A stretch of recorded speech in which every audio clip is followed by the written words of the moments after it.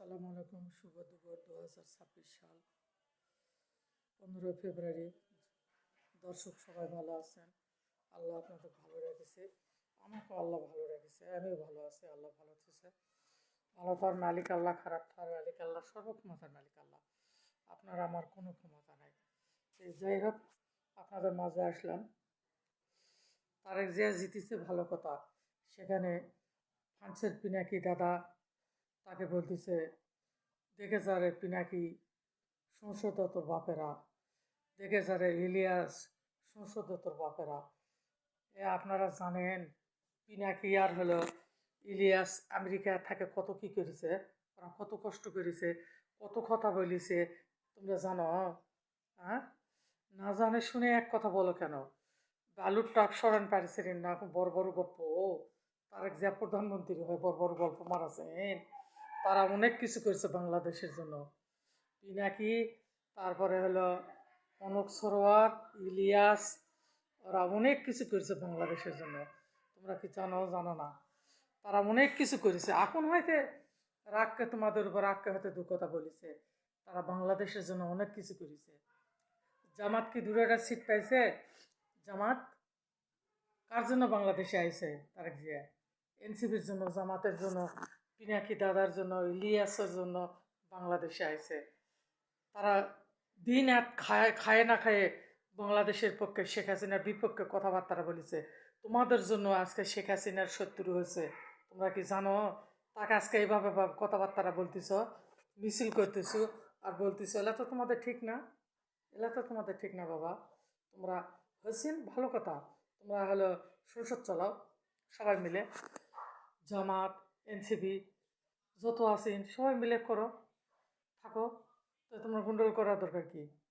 এলাকা পিনাকি বলা দরকার কি? ইলিয়াসক বলার দরকার কি? কনক সরার বলার দরকার কি? তোমরা বালুর টাক সরান পারিছিলে কোনো দিন? হ্যাঁ, খালেদা জিয়া বিদেশ যান পারিছিলে? তারেক জিয়া তো সাজাপ্রাপ্ত আসামি ছিল।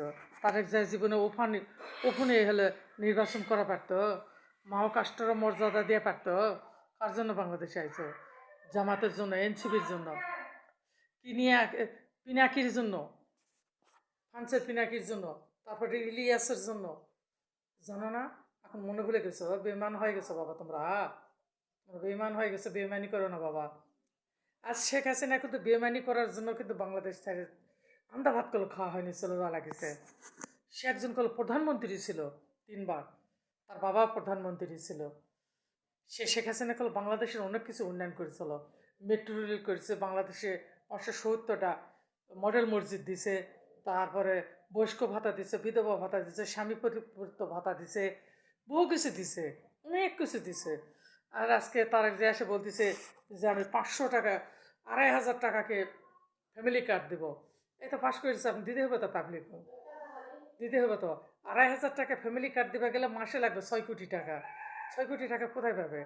ওই বাড়ির থেকে দিবে, ঘরের থেকে দিবে, জনগণের উপর ট্যাক্স করবে, ট্যাক্স করা পারবে না। তার মানে জুলাই যোদ্ধারা আছে, জামাতের এমপিরা আছে, ট্যাক্স করা পারবে। নিজে দিবাস আছে, নিজেই দিবে,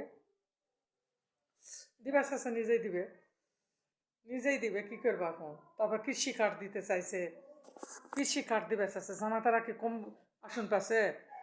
জামাতে এনসিপি মিলে 74 জন হলো হয়েছে, এমপি হয়েছে। তারা কি সংসদে যাবে না, কথা বলবে না? একাই কি বিল পাস করা পারবে না? পাস করছে জানো না? 5,65,60,00,000 60 লক্ষ ভোট পাইছে। আর 1,02,08,00,000 ভোট পাইছে না? জানো না? তোমার তো না, হাত ভোট দাওনি বাবা। বিএনপির লোকেরা একটা হাত ভোট দাওনি, একটা লয়, সব দিছে জামাত আর পাবলিক ইচ্ছা লাভ না লাগলে। যারা জামাতে ভোট দিছে তারাই দিছে, তোমরা দাওনি। আর জামাতের যত লোকজন তারা দিছে, তোমরা দাওনি। অযথা তোমার পিনাকি দাদা কেন গেলাচ্ছ, আর ইলিয়াসক কেন গেলাচ্ছ, কনক সরার কেন গেলাচ্ছ? কেন গেলাচ্ছ বাবা? কেন?